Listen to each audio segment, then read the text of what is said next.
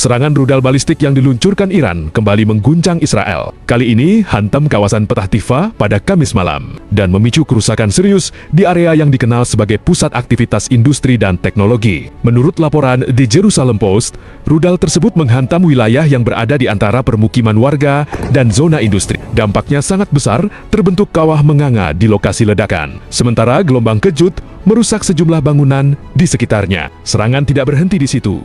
Hingga Jumat pagi, rentetan rudal dan roket dari Iran terus menghujani. Langit Israel yang seharusnya cerah menyambut perayaan Paskah Yahudi, kini berubah menjadi panggung kengerian di mana rudal-rudal Iran datang silih berganti sebagai hadiah maut yang tak terelakkan. Tradisi perayaan yang biasanya penuh kemeriahan dan sukacita, kini berganti menjadi simfoni sirene peringatan udara yang meraung-raung, memaksa penduduknya berlarian mencari perlindungan di bunker-bunker gelap dan sempit. Apa yang dulu dianggap sebagai benteng pertahanan yang tak tertembus, kini hanyalah kenangan pahit saat satu demi satu proyektil dari Teheran berhasil menembus pertahanan dan menghancurkan simbol-simbol kejayaan di tanah Zionis tersebut. Ironisnya, di tengah penderitaan rakyatnya yang mulai kehilangan tempat tinggal dan hidup dalam ketakutan permanen, para pemimpin di puncak kekuasaan justru mulai terlibat dalam perselisihan internal yang tajam. Donald Trump sebagai sekutu utama mulai menunjukkan tanda-tanda kelelahan dan keinginan kuat untuk segera mengakhiri perang yang dinilainya sebagai lubang hitam bagi ekonomi Amerika Serikat. Namun, di sisi lain, Benyamin Netanyahu dengan arogansinya tetap bersikukuh untuk melanjutkan agresi militer demi ambisi pribadinya menggulingkan rezim Iran yang hingga kini masih berdiri kokoh menantang dunia. Netanyahu kini tampak seperti pemimpin yang putus asa, mencoba merajut aliansi baru dengan negara-negara Arab di kawasan untuk menambal lubang besar yang ditinggalkan oleh mulai renggangnya dukungan penuh dari Washington.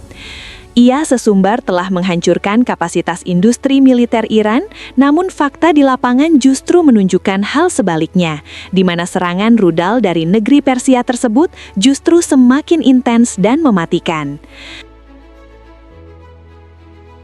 Kejut merusak sejumlah bangunan di sekitarnya. Serangan tidak berhenti di situ. Hingga Jumat pagi, rentetan rudal dan roket dari Iran terus menghujani wilayah Israel bagian tengah, memperluas kerusakan ke berbagai titik. Di Petah Tikva dan Maskeret Batia, sedikitnya 3 orang dilaporkan mengalami luka ringan. Meski korban jiwa dapat dihindari, kerusakan material tergolong parah, terutama di lokasi yang berada dekat fasilitas industri. Warga setempat menggambarkan momen mencekam saat ledakan terjadi. Suara dentuman keras terdengar di atas menara perumahan, disusul getaran kuat yang terasa hingga ke dalam rumah. Dari kekuatan ledakannya, jelas sekali bahwa benturan terjadi di dekat rumah kami, ujar seorang warga. Ia menambahkan bahwa lokasi jatuhnya rudal berada dekat sebuah sekolah. Beruntung, saat kejadian tidak ada aktivitas belajar mengajar, serangan ini semakin mempertegas eskalasi konflik yang terus meningkat di kawasan tersebut. Selain kerusakan fisik, peristiwa ini juga meninggalkan ketakutan mendalam bagi warga yang kini harus hidup di bawah bayang-bayang serangan berikutnya.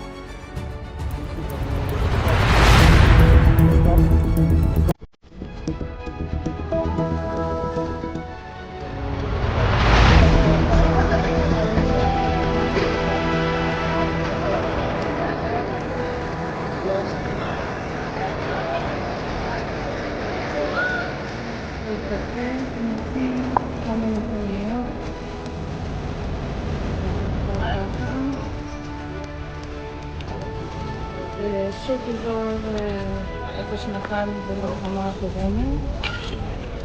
יש מלא זכוכית.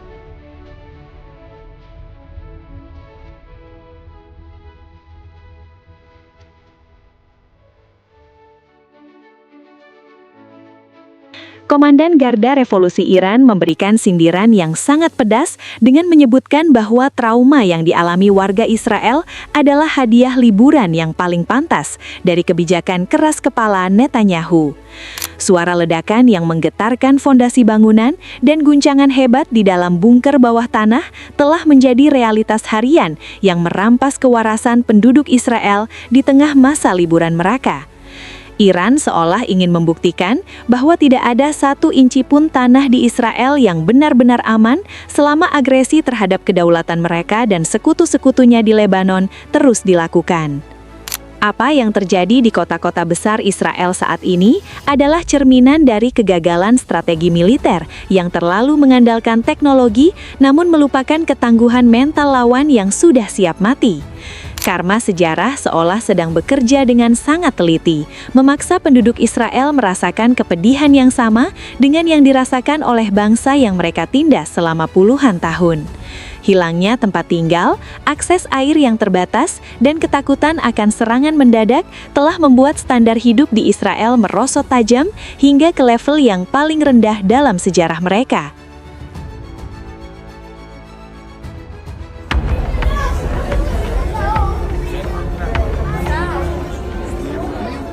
Serangan Iran terhadap Israel telah memaksa jutaan penduduk tinggal di tempat perlindungan bom. Selain itu, penerbangan hingga acara di ruang publik juga dibatalkan.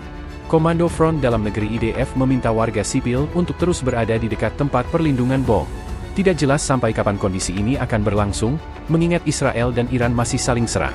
Dikutip dari Yerusalem Post, hampir setiap bangunan penting di Israel dilengkapi dengan ruang bawah tanah. Ruangan tersebut menyediakan perlindungan bagi penduduk saat terjadi kondisi darurat. Misalnya di rumah sakit, hotel, sekolah, perkantoran, hingga permukiman. Begitu sirine peringatan berbunyi, penduduk Israel akan bergegas menuju tempat perlindungan bom. Pemandangan inilah yang bisa disaksikan dalam beberapa hari terakhir ketika Iran meluncurkan rudal ke Israel. Gelombang serangan besar-besaran yang diluncurkan Iran membuat warga Israel ketakutan. Ratusan dilaporkan melarikan diri menggunakan kapal untuk menyelamatkan diri. Suasana di Israel semakin mencekam sejak serangan rudal Iran terus berdatangan ke wilayah permukiman. Ketegangan ini memicu gelombang kepanikan di kalangan warga sipil. Tidak hanya menyelamatkan diri ke bunker bawah tanah, sebagian warga Israel bahkan memilih melarikan diri dari negaranya. Ratusan warga Israel dilaporkan kabur menggunakan kapal pesiar ke Siprus secara diam-diam. Media Israel mengungkapkan dampak serangan Israel yang menargetkan wilayah-wilayah Israel. Serangan Israel menimbulkan korban dari pihak Israel, termasuk bangunan-bangunan yang rusak. Front Domestik Pendudukan menunjukkan bahwa antara 13.000 hingga 19.000 pemukim Israel kehilangan tempat tinggal yang tersebar di 17 daerah. Bahkan tercatat hingga saat ini 45.730 klaim kompensasi atau atas kerusakan bangunan telah diajukan oleh warga Israel. Kini Komite Pengawasan Keuangan Negara di Knesset membahas laporan yang meninjau kesiapan otoritas lokal Israel untuk keadaan darurat mengingat kerusakan luas yang disebabkan oleh serangan Iran.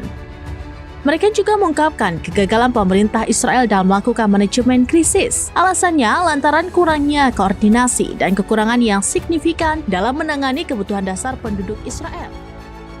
Pada akhirnya, video-video yang menunjukkan kehancuran di Israel dan warga yang meratap di dalam bunker adalah bukti sejarah yang tak terbantahkan bahwa kesengsaraan telah berpindah alamat. Netanyahu mungkin masih bisa berpidato dengan lantang, namun ia tidak bisa menyembunyikan fakta bahwa rakyatnya kini hidup seperti gelandangan di tengah puing-puing kejayaan masa lalu. Konflik ini telah mengubah wajah Israel menjadi serupa dengan Gaza, sebuah ironi terbesar abad ini yang menunjukkan bahwa pada akhirnya api yang dinyalakan untuk membakar rumah tetangga akan kembali membakar rumah sendiri. Terima kasih sudah menonton. Jangan lupa like, komen, dan subscribe agar channel ini terus berkembang dan terus menghadirkan informasi terbaru seputar geopolitik setiap harinya.